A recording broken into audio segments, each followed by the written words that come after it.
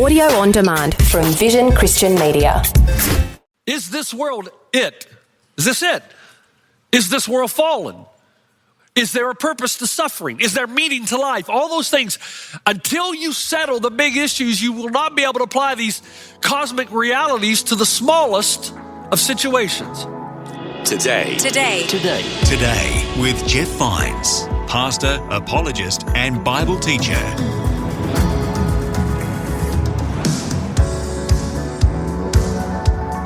Hello, my name is Bill and welcome to Today with Jeff Vines.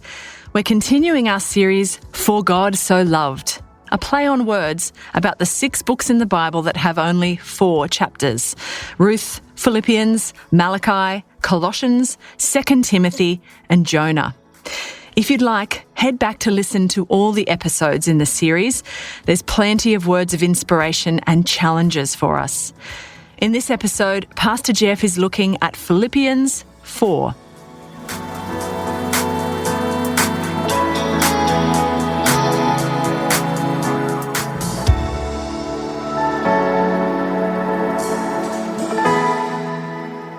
Turn with me, if you would, to Philippians chapter 4. We're in a series that we've called For God So Loved. There's a play on the word for. It's not F-O-R, it's F-O-U-R, because we've noticed in 6 books in the Old and New Testament, there are 6 books that have 4 chapters. And in those 4th chapters, we're learning some pretty significant truths about our lives.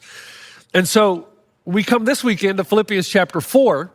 Let me read the center of that text because it's a pretty important text and it's one with which we're familiar. However, the context around Philippians 4 changes our perspective of it dramatically, but most of us don't know the context. So let's read the verse in the middle of chapter 4.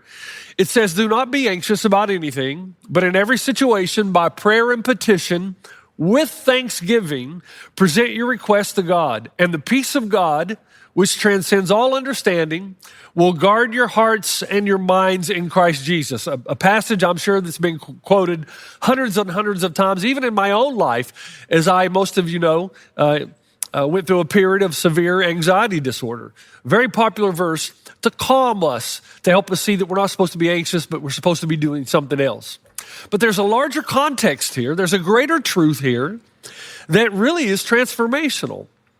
To illustrate it, let me get your mind going in the right direction here. In 2000, early January 2000, actually it was more like May of 2000, Robin and I and the kids, they were small at the time, made a trip back from New Zealand to Los Angeles. We were going to fly down to Cabo and spend some time with my brother-in-law and his family. He had just purchased a timeshare. Well, this was back in the days when I was terrified of flying. And I'm over that now. Don't know exactly why. Maybe it's the miracle of God's healing. But there was a time when I just sat in an airplane, white-knuckled, gripping the edge of the seat, just trying to hold it together until the plane landed. And when you're on a 13-hour flight from Auckland to L.A., that's a long time to have a white-knuckle grip.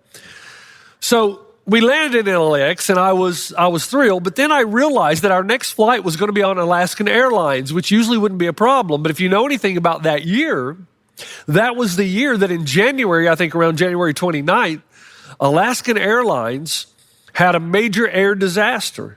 Flight 261 with 88 souls on board crashed 2.7 miles north of Anacapa Island right here in California. Now, in those days, because I was so terrified of flying, I read everything I could about flight and I watched every air investigation. And I don't know why I did that. Probably because I just wanted to learn more, understand more, and in hopes that knowledge would create a sense of peace, that I would understand, hey, I'm safe, it's okay, don't worry about it. It didn't really work because the more I read, the more anxious I became. In this particular flight, on Alaskan Airlines, the pilots lost their ability to control the airplane. The plane was a McDonnell Douglas MD-83, very popular plane during that time. And the stabilizers malfunctioned due to wear and tear on the jack nut screws. And so this jack screw, these threads on the nut that control the stabilizer, horizontal stabilizers, somehow corroded, were stripped, and the more the pilots attempted to adjust the controls, the more they were stripping the threads. Therefore, they were losing more and more control of the airplane. One of the reasons the story was so popular is because for a considerable length of time, the pilots were able to get control of the plane, but they were flying inverted. They were upside down over the Pacific Ocean. And I can't even imagine, as I read the story, I can't imagine as you see these photos what that would have been like if I had been on the plane. I'm flying upside down. Are we going to make it? And then the last words of the pilot, as he knew he was going to try to take the airplane and fly it upright, his last words were, "Here we go." And at that point, as he tried to adjust, the plane went into the ocean and all 88 souls on board perished. In fact, there's a memorial sundial at Port Hueneme here in California, and it casts a shadow over the memorial plaque that lists the names of each victim on individual bronze plates.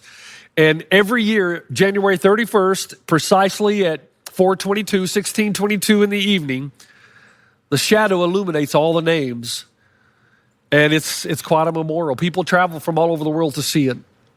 Now, why would I begin a message that way? Again, as we said previously, we're in this series called For God So Loved the World. We're in these 6 books that teach us so much about how much God does indeed love us and how much He wants to provide for us and give us a life that we can't even ask for or imagine. In Jonah, we learned that we don't know better than God how our lives should be going. We just don't. We don't have all the information. In Ruth, we learned how it's important to get out of Moab and go back into the arms of God. Get out of the land that is distant and run back into the arms of the Father. Our best life exists in the arms of God. And now we come to Philippians, this 4th chapter. The reason I start the message that way is because the modern world, our world, lives with an increased amount, or I should say an increased lack of stability. We are unstable, probably more so than we've been for generations.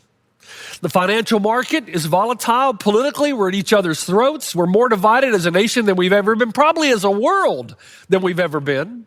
Economically, we really don't know what to expect. Young people, and I find this mesmerizing, young people seem to be going through identity crisis. We're talking about 11 to 13-year-olds. I mean, what happened when identity crisis didn't hit you until midlife? You know, when you started wearing your shirt unbuttoned and drove a red Corvette, and got a mistress and made a fool of yourself. Now, identity crisis is happening as early as 11, 12, 13 years old. How can that be? When I look around at how unstable things are and how fast things change around us, I think of my father. He lived in the same town, worked the same job all of his life, and things didn't change that much. If my grandfather worked at a plant, same thing, a wood chair factory plant in my hometown, and his life didn't change that much. But now, things change so rapidly, so fast, they've become unstable, and we're bouncing off each other. So here's the deal. It's a physical fact. When you get into a highly unstable environment, if a vessel wants to navigate such an unstable environment, it has to have strong stabilizers within. This is the point of Philippians 4. An airplane can navigate enormous amount of turbulence if the stabilizers are working properly, and they usually do. Even in the midst of severe, and I mean severe turbulence, as the pilot from Qantas Airlines once said, "Don't worry, folks, this plane can take a lot more stress than you can." And he's right. When the stabilizers are functioning properly, do you know that the wings can endure? There can be a 90-degree bend in the wings of an airplane and all will still be fine. But one thing is certain, the stronger the turbulence in the external environment, the stronger the internal stabilizers have to be, right? We know that. And I'm suggesting there's never been a time more than modern Western secular societies then the individual will need more deep, strong, effective internal stabilizers. These are extraordinary times, and in modern times, you and I have to go far more. We have to have far more effective internal stabilizers than did our parents and even our grandparents, or we will not survive. We will destruct physically and emotionally. And the reason I start this way is because this is precisely what Philippians 4 is all about. Paul, the author, had more turbulence in his life than usual for his time. In fact, at the time he's writing Philippians 4, he's in jail with a death sentence hanging over his head. If you know anything about the Apostle Paul's life, he faces threats and death and abuse and imprisonment, ridicule, hunger, poverty, all kinds of turbulence, and yet he's a rock, solid as a rock. How did that happen? Well, let's go back up now. We read verse 6 and 7. Let's go back up to verse 1, and we're going to learn something. He says, therefore, my brothers and sisters, as he writes to the church at Philippi, you whom I love and long for, my joy and crown, stand firm in the Lord in this way, dear friends. Stand firm is the word stand fast. In other words, Paul is about to tell us this is how you can be a rock. He's assuming that wave after wave will come, turbulence after turbulence will come in life. It's a fallen world. That's the way things are. But he assumes that we are able to stand and to stand fast. Now, to allow this passage to pack the punch, let me take you on a little bit of a journey here. We'll come at this from a side door, okay? We'll put everything into the funnel and it'll come out in the end. When I was going through severe anxiety disorder, one of the first things I did is I enlisted to see a Christian counselor with the Prater Group in Pasadena, California. And when I walked in there, I'm sure it wasn't his first rodeo, and I walked in and I just wanted one thing. I wanted the answer. I wanted these anxiety attacks to go away. So when I sat down, I started immediately asking questions. Okay, what can I do to make these things go away? I don't want stress. I don't want anxiety. I don't want these attacks. So tell me, what can I do? Is it biofeedback? And I started listing some things that I Googled, which made me dangerous. And finally, he stopped me and he said, hold on a minute. And he asked me this question. He said, why are you so afraid of these attacks? And of course, I thought that was unfair. I thought, well, because they're terrible. You feel like you're dying. I know that the technical term is impending doom. It's horrible. I feel like I'm having a heart attack, that I'm going to die. And then he asked me this question. So what if you die? Aren't you a pastor? Aren't you a Christian? Didn't Paul say to die is gain? Aren't you going to go to heaven and be with Christ? I said, well, yeah, it's not for me, it's for my family. You know, if I leave my family behind, they're going to hurt. There's going to be a lot of pain. And he said, don't you think God can take care of your family? What, you think God would call you up into his presence and then abandon your family? And he kept asking questions. And over time, I realized what he was doing. I wanted to deal with method. He wanted to deal with principle. Here is why philosophy and self-help books and biofeedback has some measure of good, but it'll never produce the kind of internal stabilization essential to standing firm, because it deals with little truths on big spots. But the Bible uses big truth on little spots. No matter what the issue, the Bible employs cosmic truth into even the smallest things. And that's the opposite to stress turbulent seminars. They skip the big issues and go right to the small. They fly right by principle and go straight to method. Listen, now follow me here. Especially if your life is defined as one as you're up and down, your emotional roller coaster, anxiety, depression, you don't know why you're feeling the way you are. Look, until you settle the big issues of philosophy, you put a Band-Aid on the jack screw, and it's only a matter of time before it breaks. You say, Jeff, what do you mean by the bigger issues? You've got to solve in your mind at some point, once and for all, what happens when you die? Is there a God? Is he knowable? Has he revealed himself? Is there a judgment day, a day of accountability? Are there moral absolutes by which we discipline our consciousness? Is this world it? Is this it? Is this world fallen? Is there a purpose to suffering? Is there meaning to life? All those things. Until you settle the big issues, you will not be able to apply these cosmic realities to the smallest of situations. The philosophers deal ad nauseum in these issues. The stress books never begin this way, though. Philosophers do. But usually psychologists and counselors have no commitment to a particular worldview. So they go right to method, straight to method, biofeedback, thought control, stress relievers, schedule reduction, exercise and diet, straight to method. And those all have a place. But if you don't start with the big picture, as the Bible does, as Paul always does, you'll put a Band-Aid on something that's destined to break eventually. Now, I'm not saying that Paul does not include method. He does. But he begins with a theological cosmic reality. Now, let me show you how. Go back to verse 1 in chapter 4. Therefore, my brothers and sisters, you whom I love and long for, my joy and crown, stand firm in the Lord in this way, dear friends. I plead with Euodia and I plead with Syntyche to be of the same mind in the Lord.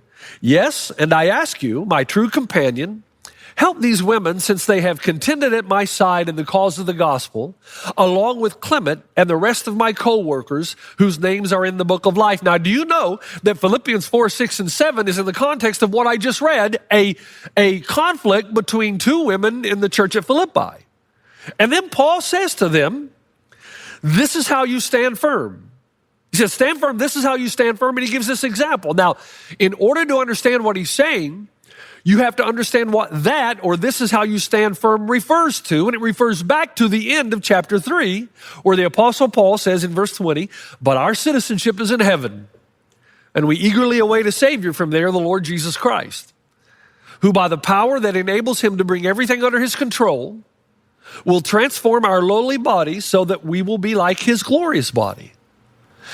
Now, I know when we start talking about anxiety and depression and how we can keep our heads, how we can have a stabilizing force in our lives in the midst of so much instability, we want to skip right to method without asking the big questions. Paul, look what he does. He applies cosmic stuff, spiritual realities, big picture stuff to a quarrel in the church. Why does he do that? Listen, I just got back from a trip, as I said last week, from Georgia and Armenia, and we take our trips to that side of the world so that we can be with our daughter who's doing ministry in Kazakhstan. And so if I don't see her during study break, I won't see her the rest of the year. So we took photos. You know, as you get older, you take these photos because I'm walking with my daughter through the streets of Istanbul and I'm having those father-daughter moments. And then usually when I get back, I've got jet lag. And for some reason, when I have jet lag and I can't sleep, I just think about all the events that I've just covered over the last 4 or 5 weeks. And for some reason, every year, this feeling comes over me that the day will come when I won't be able to walk the streets of Istanbul with my daughter. And it's a reality. You say, well, why do you concentrate on those things? I don't mean to. Your mind just floats in that direction. The Bible doesn't tell you to think of this pie in the sky or live in denial. It tells you that no matter how good your marriage is, somebody will die. No matter how many facelifts you have, your face will eventually fall. No matter what wonderful group of friends you have around you, they change or they die or they move to another state. The Bible tells you to be honest. In this world, there's nothing that lasts. There's no strength that lasts, no relationship that lasts, no joy that lasts. And yet we know inside that we're built for something that does last. That's Paul's point. Do you see what he's doing? He's reminding us that there is a place, that there is a person in whose presence, things don't just stay the same, they actually get better with every new day. There is a person who says to us, behold, I make all things new. We often talk about the second law of thermodynamics here. We say, you know, we are disintegrating. We are getting worse and worse. But in heaven, the Apostle Paul reminds us where our citizenship resides, heaven is the antithesis of that. It's not only that things don't get worse and worse, they actually get better with every new day. My daughter, Sion, I said, look, when we go on study break, you and your mother can find places to visit, but I need to find a cafe where I can sit, drink coffee, and plan out the next year's sermon schedule. And I noticed she really took that to heart, and every experience was better than the one before. She found a cafe in Yerevan, Armenia. It was nice. And then she found a cafe on the pond in Dilijan, Armenia. Then when we went to Georgia at a place called Borjami, there was a cafe on a beautiful terrace. And I started noticing, man, every event, every cafe is better than the one before. This is heaven. This is our existence. There's a place where every day is going to be better than the one before. There is a person who delights to give us an infinite number of new experiences, stabilized in the presence of his power and protection. You think about that for a moment. With each new day, new joys, new experiences, new depth of relationships and love, new and improved strength and vitality, a place that transcends the limitations of the natural world. We get stronger, fresher, brighter, every second, forever and ever, a place where everything is eternally new. Now, Paul takes that from Philippians 3, and in that context starts writing verse 1 of chapter 4. He applies a bigger-than-life cosmic truth concerning the universe to a church quarrel in the church at Philippi. Why does he do that? Please follow me. I know it's a lot here and there, but stay with me. Paul cannot even deal with the smallest of problems without putting it into the context of all of redemptive history. He always brings the whole of eternity and the sweep of theology to bear on anything and everything. So what he's saying to Euodia and Syntyche is this. He doesn't start with steps to conflict resolution. Christianity never starts there. It's a temporary band-aid. Instead, he says, sisters, remember where you're from. You are citizens of heaven. Remember where you're going. Remember the glory. Remember your citizenship. Realize what Christ has done for you and what he's secured for you. And since all that is true, where is this pettiness coming from? How can there be divisiveness in the presence of those ideas? And he goes on and he says, lift up your eyes and see the big picture. You may not agree with everything or on everything. You don't have to. You may have strong differences of opinion. That's fine. But rejoice in the fact on those things on which you do agree. Lift up your thoughts. Think of the higher things. Look at verse 8. Set your mind on the higher things, the things of excellence. Let that govern your attitudes, your emotions, the way you approach everyday life. And his point is that Paul does with everything. He addresses every situation in life, no matter what it is, and tells us you can be a rock because that's the rock on which you're founded. Christ is your rock. And because he secured your eternity, the resurrection of the dead, and because you are going to a place where everything is new and renewed, then that can make you a rock too. Now, how does that work? Is that pie in the sky? Look, I've mentioned this before. Sometimes the language of Paul seems to be indicating that you and I are supposed to look at our life as if the week before we go on vacation. And again, I'll make it short, but the week before you go on vacation, you can take almost anything because you're interpreting the things in light of what's going to happen next week. So you can take a lot more gossip and slander. You can take difficulty and pressure at work because hey, on Monday I am out of here and I'm going to have the time of my life. Paul says, apply that to your life here on the earth, and it'll give you an incredible amount of peace. Know that this is a fallen world, but know that you've already won the battle. Know that one day you're in a place where things get better and better and better. And if you apply that to your conflicts, to your job pressures, to your relational issues, again, Christianity's not saying live in denial, and neither is it pie in the sky. He's simply saying, apply the ultimate truth, the big picture, to the little issues in your life. Know that no matter what you're experiencing here, your citizenship is in heaven. Martin Luther King Jr. grew weary at some point in his life of the beatings and the imprisonments, and he came to a point in his life, if you've read letters from a Birmingham jail or any of even the biographies that have been written, he came to a time in his life where he was weary of all the imprisonments and the beating and the prodding and just the conflict. And this is what he wrote near the end of his life. He said this, and I quote, like anybody, I would like to live a long time. Longevity has its place, but I'm not concerned about that now. I just want to do God's will. And he's allowed me to go up to the mountain, and I've looked over and I've seen the promised land. I may not get there with you, but I want you to know tonight that we as a people will get to the promised land. So I'm happy tonight. I'm not worried about anything. I'm not fearing any man. And then he says, mine eyes have seen the glory of the coming of the Lord. What's he saying? He says there's no stress anymore, no pressure. He's at peace no matter what happens. Why? What is it that gives him staying power? And he's continuing to fight the good fight, to fight the battle. He's not giving up. He's not living in apathy. But he says, I have this sense of endurance because I'm able to stay the course because what? Mine eyes have seen the coming of the glory of the Lord. You've been listening to Today with Jeff Vines. Thanks for joining us. Next time, we'll bring you the rest of this message from Pastor Jeff. Do not be anxious about anything, but in every situation by prayer and petition. And here's the key word, with thanksgiving. That is the key word in Philippians 4, 6 through 7. Paul's not only talking about praying when you're anxious, he's talking about a particular kind of prayer. You can listen to more messages like this. Just search for Today with Jeff Vines wherever you get your podcasts. You make me wanna dance and sing with every single breath I breathe. I will bring this offering. You are my wonder. You make the wonder. Today with Jeff Vines. Thanks for taking time to listen to this audio on demand from Vision Christian Media. To find out more about us, go to vision.org.au.